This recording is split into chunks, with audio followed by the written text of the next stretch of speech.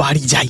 ভোলা জগাইয়ের বদলে দেওয়া ঝুড়ি নিয়ে বাড়ি ফিরে যায়, আর জগাই ভোলার জাদুর ঝুড়ি নিয়ে কেটে পড়ে।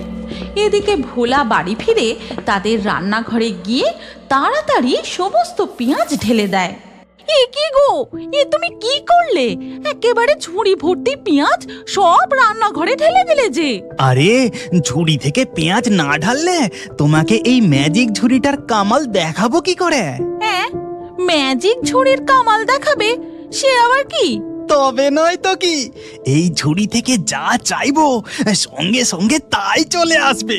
দেখবে দেখবে, ম্যাজিক ঝুড়ি, এক ঘড়া সোনার মোহর নিয়ে আয় দেখি। কিন্তু ঝুড়ির মধ্যে কিছুই আসে না।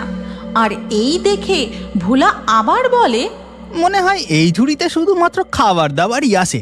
দাঁড়াও দাঁড়াও, আমি আর একবার বলি, ঝুড়ি, এক্ষুনি এক থালা মন্ডা, মিঠাই, রসগোল্লা, সন্দেশ নিয়ে আয় দেখি। গেল যা।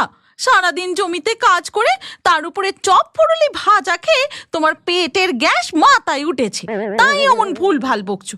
এবার হাত মুখ ধুয়ে খেতে বসো দেখি। এ কি হলো?